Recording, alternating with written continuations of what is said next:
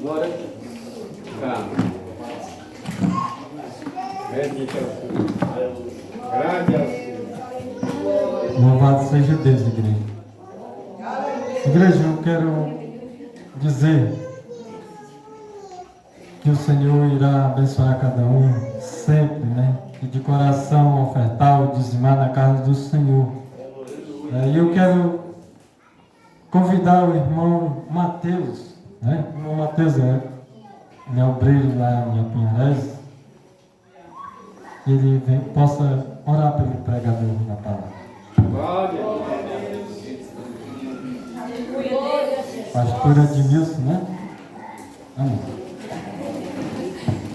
Saúdo os amados irmãos com a paz do Senhor. Amém. Iremos orar nessa noite, agradecer por tudo, pela oportunidade que Deus nos deu de estar aqui e por essa linda obra, né, que Deus levantou sobre essa comunidade. Oremos.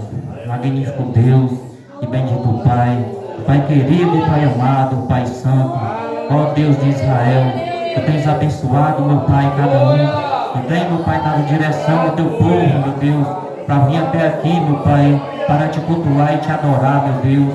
Abençoa, meu Pai, essa obra, que venha engrandecer, meu Pai, a cada dia mais. Ó Senhor, que seja feita a tua vontade, meu Pai, na terra dos viventes, Senhor. Pois estamos aqui, meu Pai, para oferecer, meu Pai, o melhor, meu Pai, para que possa, meu Pai, ganhar almas para o teu reino.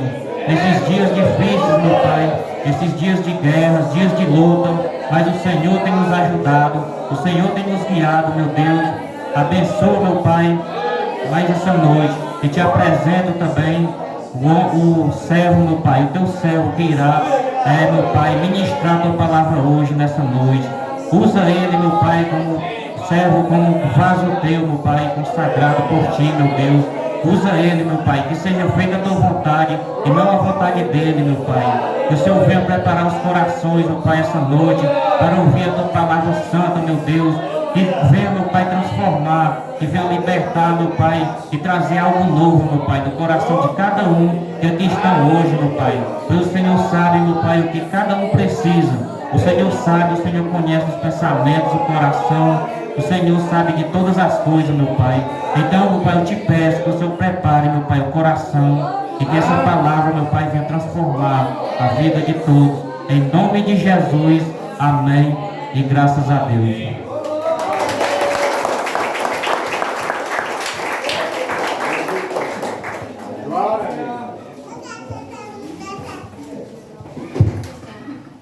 Amém. Só os irmãos com a graça e a paz do Senhor Jesus. Amém.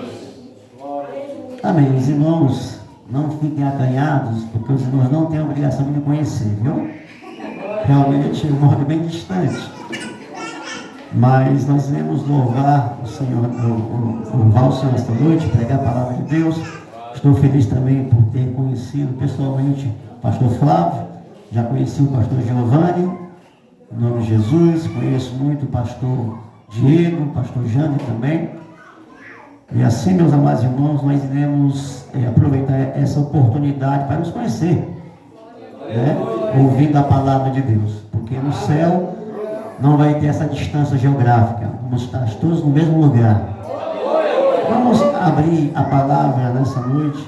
1 Tessalonicenses, capítulo de número 1. 1 Tessalonicenses, capítulo de número 1. Nós vamos ler somente um versículo.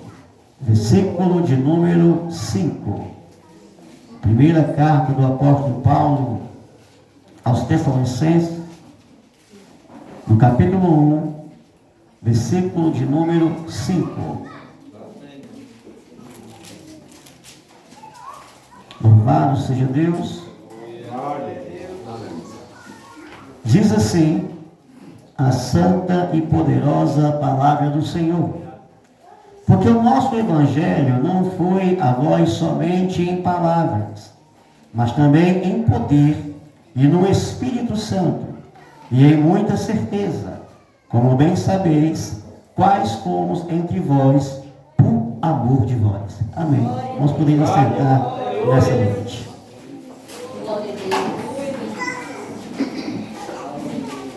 Nós iremos, meus amados irmãos, tentar meditar nessa noite justamente sobre este versículo, porque ao lê-lo, nós podemos descobrir muitas verdades espirituais contidas nele. A primeira delas, e mais importante, é de que Paulo, ao escrever essa carta aos Tessalonicenses, ele tem um grande orgulho, uma grande admiração pela obra que ele e os demais discípulos tinham feito naquela localidade.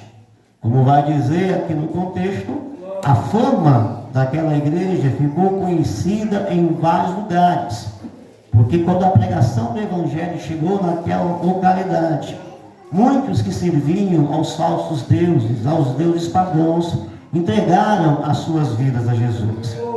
E essa conversão, ela tinha sido uma conversão genuína, verdadeira, realmente tinha mudado os seus corações, de tal ponto que a fé deles era admirada e era comunicada para muitos outros lugares.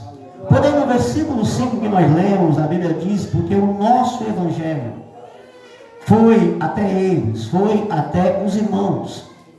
E quando diz irmãos, este nosso Evangelho foi, mostra aqui uma necessidade para a igreja de Cristo, a de que o Evangelho deveria ir, o Evangelho deveria alcançar, o Evangelho deveria ser conhecido em todos os lugares.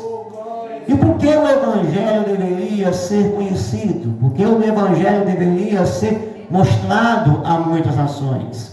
Porque o Evangelho era a única opção a qual o homem tinha na sua existência para sair da condição a qual ele se encontrava. Como nós sabemos, quando o primeiro homem e primeira mulher vieram a este mundo, criados pelo Senhor, eles deram a oportunidade, não segundo a vontade de Deus, mas segundo a permissão de Deus, de que o pecado entrasse no mundo. E como nós somos descendentes de Adão, descendentes de Eva, aquele que gera segundo a sua espécie. Um gato vai gerar um gato, um cachorro vai gerar um cachorro. Portanto, o homem geraria um homem, porque cada um vai gerar segundo a sua espécie. Como o pecado entrou no mundo por intermédio de Adão e Eva, a natureza pecaminosa então passou a todos os homens. Por isso Paulo vai dizer aos Romanos 5, por isso que todos pecaram, porque todos pecaram em Adão. A palavra de Deus diz que essa natureza pecaminosa, ela ficou no homem a partir do seu nascimento, de tal forma que todo homem que vem ao mundo nasce com a tendência, nasce pecador, por causa desta natureza. E é interessante notar, meus amados irmãos, que em todas as nossas faculdades, em toda a nossa essência, em todo o nosso pensamento, em todas as nossas emoções, faculdade, de um modo geral, o pecado alcança. Ele pode não alcançar com toda intensidade, com toda força, porque se assim fosse, não haveria mais humanidade, porque o homem com pecado, ele se autodestruiria. Mas ele alcançou de forma extensiva. Ele alcançou os nossos pensamentos, ele alcançou as nossas emoções, ele alcançou todas as áreas de nossa existência. De tal forma que tudo que nós possamos pensar, falar, dizer, foi alcançado pelo pecado. Sempre o pecado vai manchar a nossa existência, porque há em nós sim uma natureza pecaminosa. Por isso que Mateus vai dizer lá na palavra, Jesus dizendo, melhor dizendo, que do coração do homem é que procede os maus pensamentos. É do coração do homem que procede as mentiras, as invejas, as loucuras, os adultérios, as prostituições. Em Isaías 64, versículo 6, vai dizer que todas as nossas obras para Deus seriam ou são como trapo de imundícia. A palavra de Deus diz que todos pecaram e todos carecem da glória de Deus. Portanto, meus amados irmãos, a razão, o motivo pelo qual o Evangelho necessita chegar a todos os homens é porque todos pecaram e todos carecem da glória de Deus. O motivo pelo qual o Evangelho precisa ir é porque o homem precisa sair dessa condição de pecador, porque o salário do pecado é a morte, mas o dom gratuito de Deus é a vida eterna em Cristo Jesus. Mas, meus amados irmãos, o que é este Evangelho? Pois bem, nós entendemos que o Evangelho precisa ir avante. Nós entendemos que o Evangelho precisa alcançar a vida dos homens, porque o homem está na condição de pecador e precisa de salvação. Mas o que é este Evangelho? O que significa este Evangelho? O Evangelho, como nós sabemos, meus amados irmãos, são as boas novas. São as boas notícias de salvação. Porque o homem, na sua condição de pecador, desconhecendo o Evangelho, ele tenta resolver este problema do pecado que há na sua vida. Desde o Antigo Testamento, o homem, irmãos, que não conhecia a Deus, eles tinham a lei de Deus escrita no seu coração, e de alguma maneira ele tentava obedecer de uma forma ou de outra, para que ele pudesse ser aceitável diante de Deus. Os homens do Antigo Testamento, os judeus, os hebreus, eles tinham a lei de Deus. E segundo esta lei, dos mandamentos de Deus, eles tentavam obedecer aos mandamentos para que pudessem ser perdoados e aceitáveis diante de Deus. Os homens, muitos homens tentam ser perdoados, ser salvos através de sua boa obra, de sua caridade. E assim eles tentariam assim sair dessa condição de pecador. Mas nada que o homem pudesse fazer, bondade, caridade, ou participar, meus amados irmãos, da obediência aos 10 mandamentos, poderia fazer com que ele alcançasse a salvação e o perdão de Deus. Porque a lei de Deus, ela não veio para salvar o homem, mas veio para mostrar para o homem o conhecimento de que ele é pecador. Veio para mostrar para ele que, vendo a lei de Deus, ele deveria buscar a Deus de uma outra maneira, mas que a lei de Deus veio apenas para mostrar para ele o conhecimento do pecado. Em Romanos 8, versículo 3, vai dizer que pela lei de Deus é impossível pelo qual o homem pudesse ser salvo, mas através de Jesus Cristo o homem pode ser perdoado, o homem pode ser salvo. A palavra de Deus diz, meus amados irmãos, que aquele que quiser ser salvo pela lei entrará debaixo de maldição, porque pela lei nenhuma carne se salvaria. A Bíblia diz que pela lei nenhum homem poderia se salvar, porque o homem é incapaz de obedecer toda a lei de Deus, porque a lei é espiritual, é santa e justa, mas o homem é vendido em seu pecado. Pela lei o homem é incapaz de ser salvo. Por quê? Porque o homem é incapaz de obedecer todos os mandamentos de Deus. Se ele tropeçar num só, ele é culpado de todos. Porque aquele que quiser obedecer a lei será culpado, será, meus amados irmãos, entregue pela lei de Deus, como alguém que é incapaz diante de Deus de alcançar o perdão de Deus. Há problema também com a caridade. Há problemas também com a boa obra. Porque quando o homem faz caridade, quando o homem faz boa obra para conseguir a sua salvação, ele se agarra a essa caridade. Quando ele faz alguma bondade, ele, em vez de dar a bondade, a caridade que ele fez para Deus, ele não consegue oferecer a Deus. Ele se agarra àquela bondade, ele segura aquela caridade e ele tenta usar aquilo como crédito diante de Deus. Quando ele faz isso, ele comete o pecado, ele se orgulha. Quando ele faz uma bondade e caridade, ele segura para si. E quando ele quer ser salvo, quer ser aceitável diante de Deus, e Deus tem razão para julgá-lo, para condená-lo, ele vai argumentar com Deus, mas meu Deus, eu fiz essa bondade, meu Deus, eu fiz essa caridade, está aqui o meu crédito, está aqui a bondade que eu fiz, está aqui a boa ação que eu fiz, e aí ele segura, e ele não solta realmente para Deus. Mas, meus amados irmãos, o apóstolo Paulo diz que pela graça sois salvos por meio da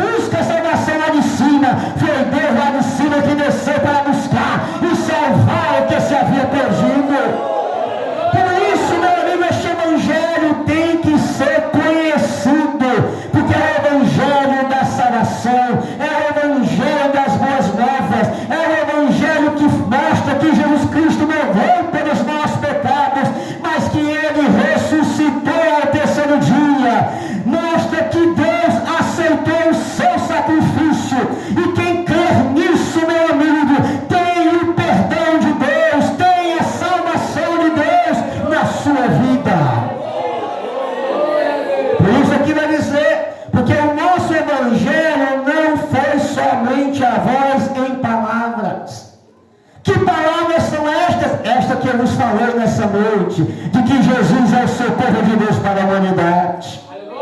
O Evangelho é a boa notícia, mas que palavras é essa? Que você não pode nada, mas que Jesus pode tudo em sua vida. Que palavras são essas? Palavras de salvação que podem trazer redenção, mudança, porque aquele que está em Cristo, nova criatura é. As coisas velhas se passaram e eis que tudo se fez novo. Mas, meu amigo, aqui Paulo continua. Porque o nosso Evangelho não foi a voz somente em palavras, mas também em poder. O Evangelho foi em poder. Este Evangelho seria pregado no poder do Espírito Santo. A palavra de Deus diz lá em Marcos 16:15: ide por todo mundo e pregar o Evangelho a toda criatura. E quem crê será salvo, porém quem não crê será condenado. Mas diz ainda: e estes sinais seguirão os que creem. A minha poder, a minha capacitação. Em Atos 1:8 vai dizer: vós sereis minhas testemunhas e derramarei sobre vós o poder do Espírito Santo. Este Evangelho seria pregado, meu amigo, com poder. Por isso aqui Paulo vai dizer: ele não veio apenas no ensinamento, ele não veio apenas em palavra, ele não veio apenas em explicar o que é certo, o que é errado, o caminho da salvação em Cristo Jesus. Ele veio com demonstração de poder. Quando alguém prega o Evangelho, meu amigo, o poder acompanha. Quando alguém prega o Evangelho, Deus testifica com poder. A Bíblia diz, meus amados irmãos, Jesus disse: vocês vão pregar o Evangelho, mas saibam de uma coisa: eis que estou convosco todos os dias, até a consumação dos séculos. E os sinais passaram a acompanhar os discípulos do Senhor. Mas, meu amigo, nós vemos claramente isso na Bíblia.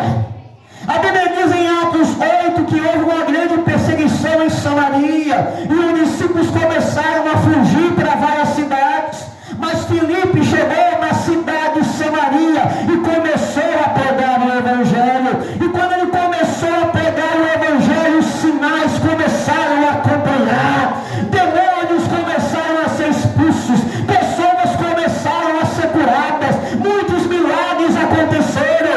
A Bíblia diz que naquela cidade havia um mago, um mágico que enganava muitas pessoas naquela cidade. E ele ficou atônito por ver tão grande milagre, as pessoas sendo batizadas no Espírito Santo, de tal forma que até ele quis receber a fé. Porque onde Filipe chegou, aonde os discípulos chegavam, meu amigo, o poder de Jesus se manifestava. Havia cura, havia milagres. Vejamos isso na palavra de Deus em Atos capítulo de número 8. Atos capítulo de número 8. Diz assim, Atos capítulo de número 8. A partir do versículo de número 4, diz assim, Atos 8, 4. Mas os que andavam dispersos iam por toda parte, anunciando a palavra. E descendo Filipe à cidade de Samaria, lhe pregava a Cristo, falava de Jesus, falava do Evangelho. E as multidões unanimemente prestavam atenção ao que Filipe dizia, porque ouviam e viam os sinais que ele fazia. Pois os que os espíritos imundos saíam de muitos que o tinham, clamando em alta voz, e muitos paralíticos e coxos eram curados. E havia grande alegria naquela cidade. E estava ali um certo homem chamado Simão, que anteriormente exercendo naquela cidade a arte mágica, e tinha iludido o povo de Samaria, dizendo que era um grande personagem, a qual todos atendiam, desde o menor até o maior, dizendo: este é o grande poder de Deus. E atendiam porque já desde muito tempo os havia iludido com artes mágicas. Mas como crescem em Filipe, que lhes pregava acerca do reino de Deus e do nome de Jesus Cristo, se batizavam tanto homens como mulheres. Ou seja, as pessoas creram no Evangelho, mas elas viam sinais, elas viam milagres acontecendo, meus amados irmãos. Mas note, o sinal, o milagre não convertia ninguém. O milagre, o sinal, chamava pessoas. Glória a Deus. O milagre atraía as pessoas para ouvir a palavra. Quem salvava era a palavra. Não adiantava o homem ver o milagre se ele não recebesse Jesus em seu coração. Aliás, Jesus curou 10 leprosos, apenas um voltou para agradecer e somente um creu em Jesus. 9 viram o milagre, 9 experimentaram o milagre, mas um só foi salvo, foi o que voltou para crer em Jesus Cristo. Mas o milagre, meu amigo, chama atenção. O milagre atrai, o milagre cativa para a pessoa ouvir a palavra, para a pessoa ouvir o Evangelho. Se o milagre, meu amigo, pudesse salvar os fariseus, eram salvos, porque a Bíblia diz que Jesus fazia muitos milagres na presença dos fariseus e eles não aceitavam e diziam que era por demônios. Glória a Deus. Muitos foram atrás de Jesus porque estavam vendo os seus milagres. Quando eles foram atrás de Jesus, Jesus olhou para eles e disse: vocês vêm atrás de mim por causa dos milagres, mas acima de tudo é porque eu multipliquei o pão para vocês. Vocês querem a bênção, mas não querem o Deus da bênção. Vocês querem os milagres, mas não querem aquele que faz os milagres. Portanto, meus amados irmãos, milagre não salva, quem salva é Jesus de Nazaré. Milagre não salva, mas quem salva é Jesus de Nazaré. Por isso vai dizer: ide por todo mundo e pregai o Evangelho a toda criatura, e quem crê e for batizado será salvo. Só depois vai dizer milagre: e estes sinais seguirão os que creem. Mas aqui, meus amados irmãos, Paulo continua. Em Tessalonicenses capítulo 1, versículo 5, ele vai dizer: não veio somente a voz em palavras, mas também em poder e no Espírito Santo. Note, o poder que havia era o poder do Espírito Santo, que atraía as pessoas para ouvir a pregação do Evangelho. Mas por que Paulo aqui, ele repete poder e no Espírito Santo?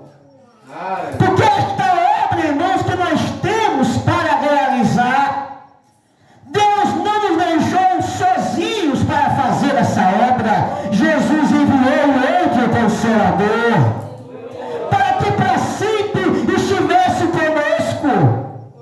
Jesus não deu a obra para nós, a responsabilidade para nós, apenas para testemunhar, apenas para testificar. Ele disse: vocês vão testificar, mas eu vou enviar o Espírito Santo para testificar do meu nome também. Note, nossa responsabilidade, a nossa missão é testemunhar, a nossa missão é falar de Jesus, a nossa missão é testificar, a nossa missão é pregar, mas a missão de convencer não é nossa, é do Espírito Santo de Deus.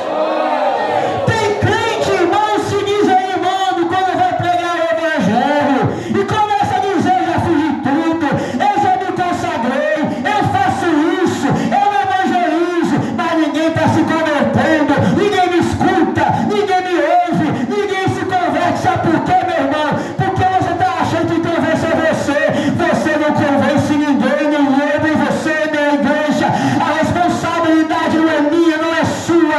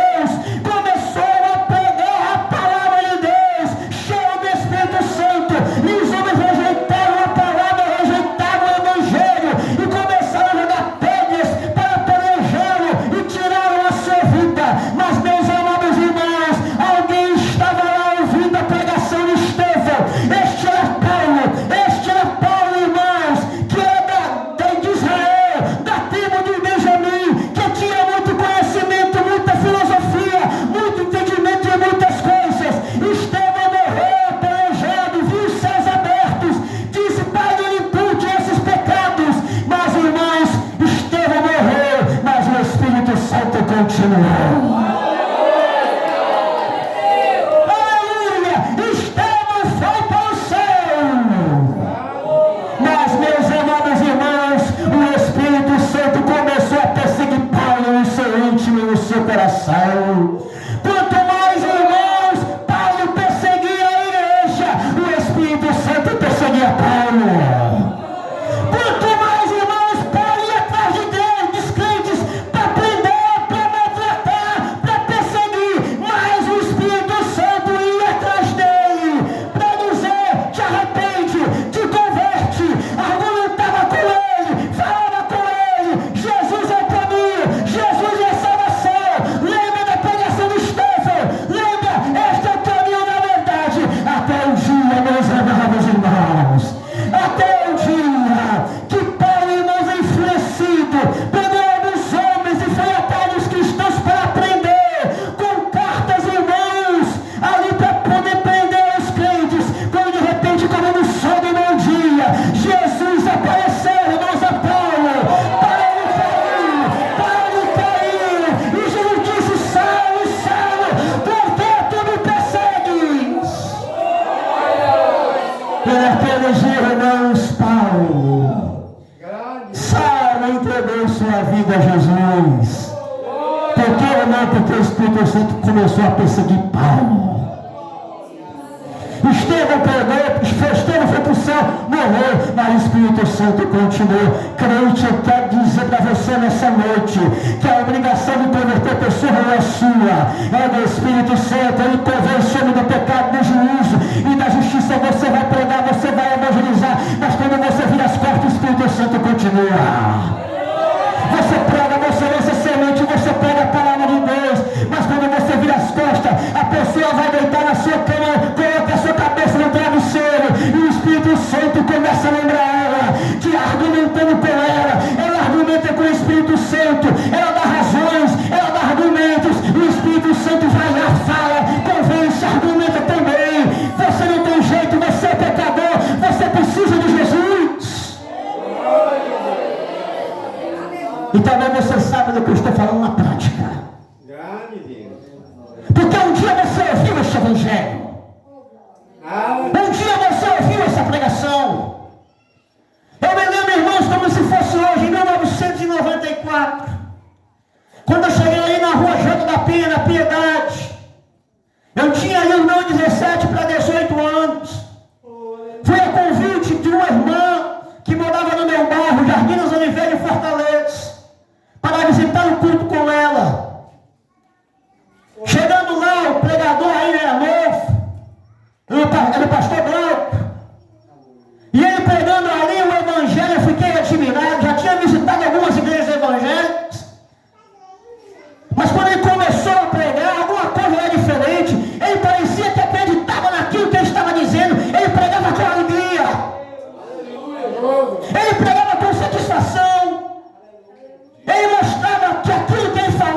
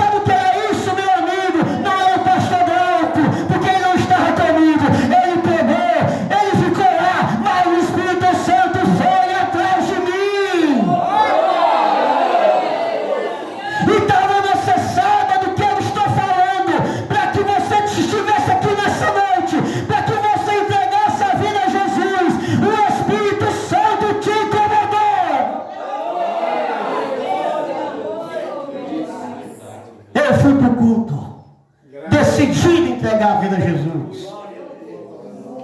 O pastor Glauco pregou naquela noite, um domingo, no dia 29 de maio de 1994. Terminou a pregação, eu estava ansioso para ir à frente. Eu tirei o meu boné, cabelo escorreu pela cabeça. E eu pedi que ele fizesse um apelo, eu estava ansioso para isso. Mas quando ele fez um apelo, eu não consegui. Porque uma outra voz se manifestou, a voz do inimigo. E o inimigo disse: se tu for ser crente, teu pai e tua mãe vão te abandonar. Tua avó, tua bisavó vão te abandonar. Os teus amigos vão te abandonar. Aquela moça que você está querendo namorar, você não vai ter chance com ela. Veio essa voz me desanimando, dizendo que eu ia perder amigos, que eu ia perder a minha família. Mas quando de repente, meu amigo, quem apareceu de novo? O Espírito Santo. E ele disse: quem morreu por você? Ele disse: tua mãe, teu pai pode te dar casa, pode te dar estudo, pode te dar comida, os amigos podem te dar amizade, a namorada pode dar carinho, pode dar afeto, mas só Jesus pode dar salvação. Sabe quem é, meu amigo? É o Espírito Santo. E naquele momento, meu amigo, eu comecei a chorar, fui à frente e entreguei minha vida a Jesus. Porque diz aqui, é meu Espírito Santo, note, tendo o Evangelho, versículo 5, porque o nosso Evangelho não foi a vós somente em palavras, mas também em poder e no Espírito Santo. É Ele que convence, é Ele que argumenta, é Ele que trabalha, é Ele que incomoda. Portanto, meu amigo, descansemos na ação e no agir e no poder do Espírito Santo de convencer o homem do pecado, do juízo e da sua justiça. Aleluia. Mas Paulo continua aqui ainda. Ele vai dizer, em muita certeza, em muita certeza. Paulo vai dizer assim: eu fico com vocês, tenho muita certeza. Eu tenho certeza que Jesus é Deus. Eu tenho certeza que Jesus é Deus. Você tem certeza que Jesus é Deus? Jesus é o Deus que fez carne e habitou entre nós. Tem muita gente por aí, meu irmão, que crê em Deus, mas não crê tem muita gente que crê em Deus, mas não crê que Jesus é Deus, melhor dizendo. Os testemunhas de Jeová acreditam em Deus, mas não acreditam que Jesus é Deus. Os espíritas, meu irmão, falam em bondade, caridade, falam em Deus, dizem que acreditam em Deus, mas não acreditam que Jesus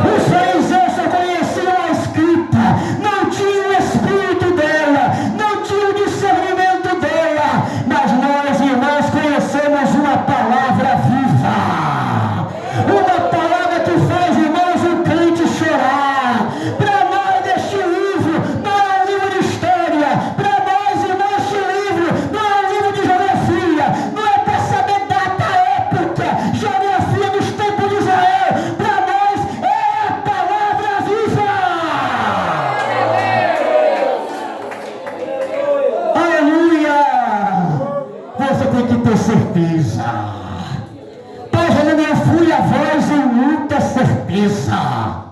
Certeza do Espírito Santo. Tem gente, irmãos, por aí, que vai dobrar o joelho, que vai orar, ora direitinho, ora bonito, começa a orar, Espírito Santo opera, Espírito Santo age, Espírito Santo faz isso, Espírito Santo faz aquilo. Aí quando se levanta, meus amados, qual é a moda que a gente vai inventar para atrair os jovens? Qual é a novidade musical que a gente vai incluir na igreja para atrair as pessoas? Qual é a programação que a gente vai fazer para poder encher a igreja? E aí, meus amados irmãos, estava orando, pedindo ajuda ao Espírito Santo, mas quando se levanta, esqueceu o Espírito Santo. Vai usar do mundo para atrair as pessoas. Vai colocar na igreja o rock evangélico para atrair os jovens, o reggae evangélico, o forró evangélico, o pagode evangélico, para ver, irmão, se atrai as multidões. Como é que a gente vai encher a igreja? Já sei, vamos sortear uma moto? Vamos fazer um grande evento? Vamos sortear uma moto? Vamos distribuir cesta básica? Vamos fazer rifa? Vamos fazer aquilo outro? E começa, irmãos, a imaginar coisas, a criar coisas do mundo para atrair as pessoas. Para ver, irmãos, se as pessoas vêm para a igreja. Não adianta encher a igreja. Deus quer que o céu seja enchido, meu irmão. Você tem certeza que quem faz a obra é o Espírito Santo? Pois creia e dependa dele em nome de Jesus. Tem que ter, meu irmão, certeza. E aqui vai dizer Paulo: como bem sabeis qual fomos entre vós, por amor de vós. Tem que ir, tem que pegar. É obrigação, mas é, irmãos, uma obrigação com amor. É por amor de vós. Nós não queremos o seu dinheiro. Nós não queremos escravizar as mentes. Nós não queremos, irmãos, encher a igreja para ter o maior ministério no Ceará. Ou para ter o maior ministério no Brasil. É por amor de vós. A motivação, meu irmão, é o amor. Não é o dinheiro, não é o orgulho próprio, não é um grande empreendimento. Meus irmãos, a motivação é o amor, note o espírito e a vontade e o desejo do apóstolo Paulo, a razão pelo qual ele prega o evangelho é por amor de vós. Nós vamos aos lugares, vamos fazer missão, vamos aos interiores, porque existem pessoas que estão sofrendo, que estão, meus irmãos, no crime, que estão nas drogas, que estão, irmão, na feitiçaria, na idolatria, na prostituição, no adultério, estão angustiadas, estão em depressão e vão muitas vezes cometer suicídio, meus amados irmãos. Mas existe um povo santo, forte, revestido de poder, que conhece a palavra de Deus, que ama, que está disposto a sacrificar a sua vida para ir atrás de uma alma, para ver se essa alma entrega a vida a Jesus. É por amor de vós. A razão, meu irmão, de existir uma igreja é porque tem um evangelho. A razão de existir uma igreja é porque tem a palavra. A razão, irmão, de existir uma igreja é porque tem poder. A razão de existir uma igreja é porque tem nela o Espírito Santo. A razão de existir a igreja é porque no mundo ninguém tem certeza de nada. Todo mundo diz eu acho, mas na igreja de Jesus, irmão, nós temos certeza. Sabe por que o mundo tem raiva de nós? Porque nós temos certeza. O mundo está perdido, confundido, não sabe onde é que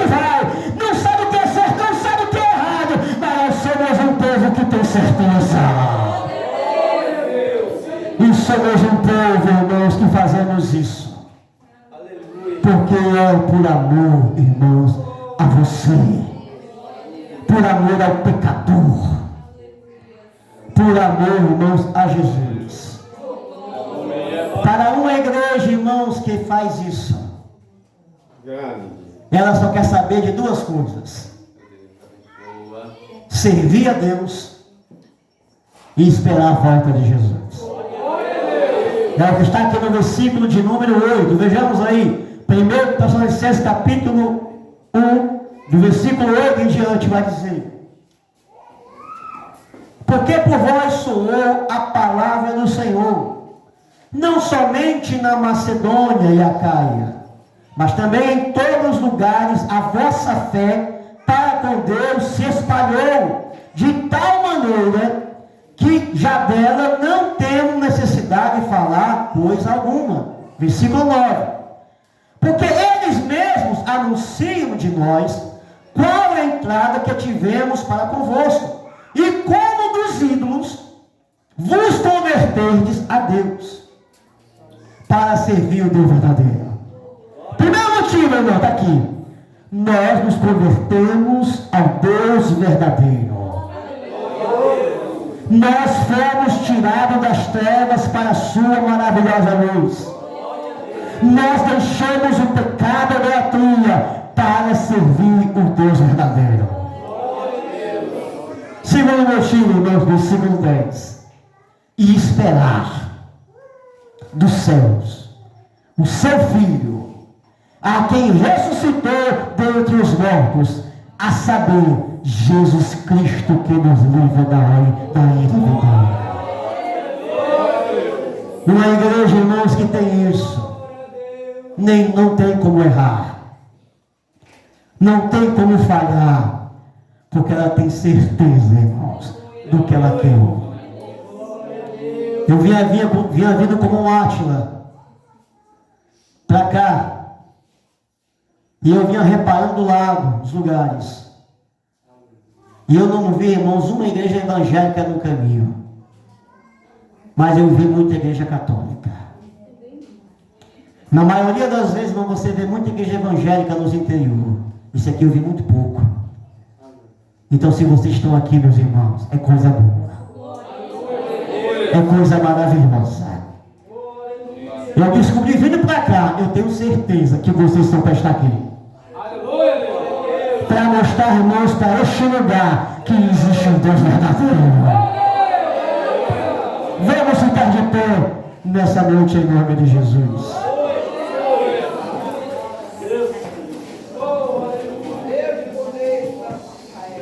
Aleluia. Vamos orar nessa noite. Soberano e eterno Deus, Pai amado e Pai santíssimo, nós te damos graças, meu Deus, em nome de Jesus, por esse culto tão maravilhoso. Obrigado, meu Deus, por cada oportunidade de cada irmão, Pai, que veio com um propósito nessa noite: se alegrar na tua presença e louvar o teu santo nome.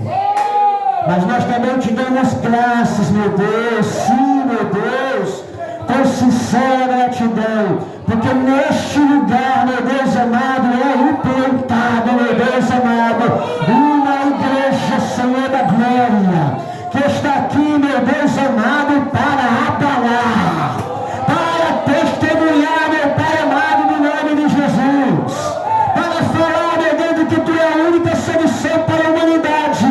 Por isso, meu Deus amado, capacita, meu Pai, os obreiros, capacita, meu Deus amado, as obreiras, capacita os professores, capacita os professores de escola bíblica dominical, capacita os que cantam, Senhor, meu Deus amado, e desperta nesta localidade pregadores do Evangelho, que venham, meu Deus amado, ganhar almas para Jesus. Oh, meu Deus amado Pai, faz a tua obra, Pai, nessa noite, meu Deus amado. Obrigado, meu Deus, por tua palavra. É simples, mas é poderosa. É simples, mas é verdade. É verdadeira, meu Deus amado Pai. Por isso, também fala aos corações dessa noite. Convence, meu Deus amado. nessa noite e faz a tua obra acima de tudo pelo poder do teu Espírito Santo. Amém. Pastor Flávio, nessa noite.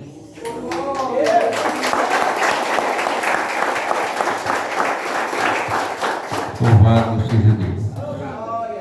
Queridos irmãos, chegamos ao final deste culto hoje, né? Amém.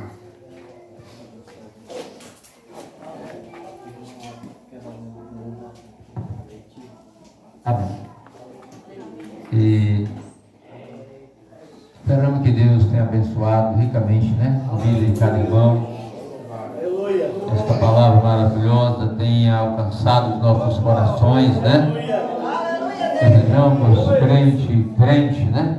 Cada vez mais crente, para ficar parecido com Jesus. A Bíblia diz que nós temos que prosseguir a caminhada até o dia sermos assim como Ele é. Vamos ouvir. O Átila tem alguns avisos. O Átila.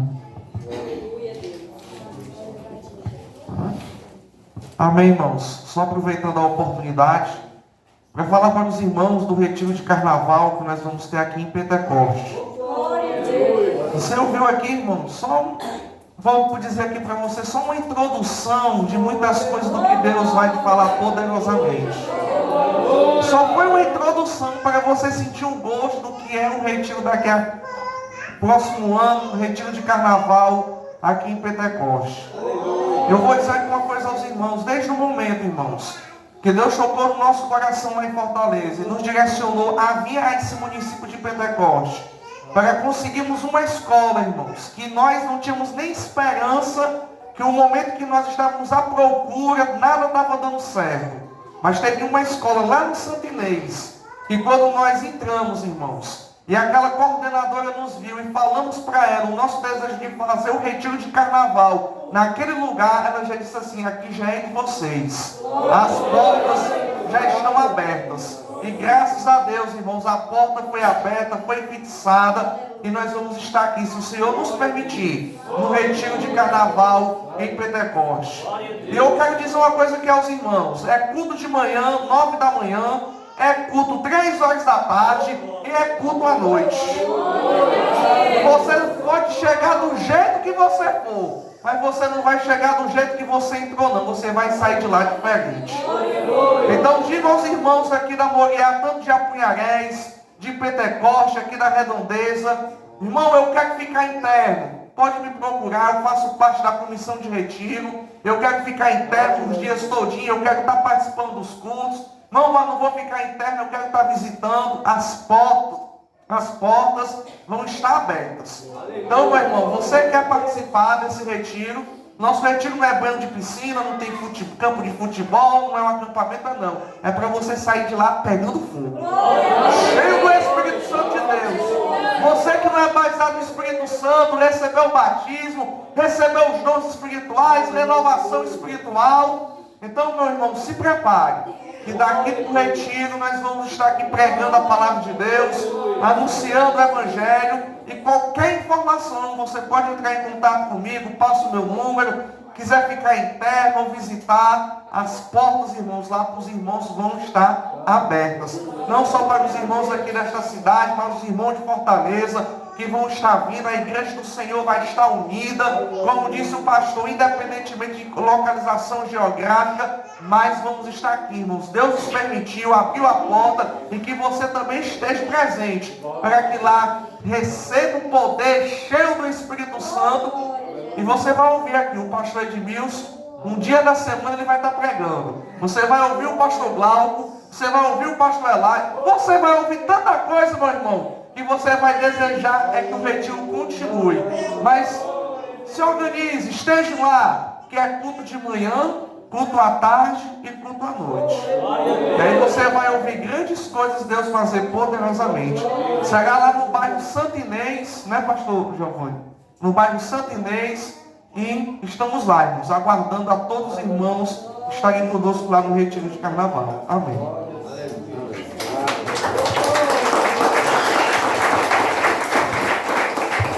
Amém. Queridos irmãos, eu queria agradecer a cada um dos irmãos que ajudaram na construção desse templo, né? Então, Cício cedeu, ele é o proprietário aqui dessa localidade, e ele cedeu esse lugar para fazer o templo.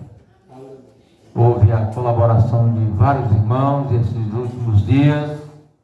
Essa semana trabalhamos até um pouco mais pesado. Ontem saí daqui mais ou menos aí, já era perto já de 11 horas da noite. E hoje a gente fez algumas coisas para que pudéssemos estarmos na condição de receber os irmãos. E graças a Deus estamos felizes porque Deus nos abençoou dando este culto maravilhoso para nós. Amém? Nós vamos fazer uma oração e o pastor Giovanni para estar orando e logo depois nós vamos podemos conversarmos aqui que a noite é nossa. Louvado seja Deus. Irmão, se houver algum irmão que esteja afastado, quiser se reconciliar um momento agora, também se tiver alguém que queira aceitar a Cristo, também a oportunidade está facultada. Amém? Se houver, levante a mão, chegue até aqui e diga: eu quero morar no céu.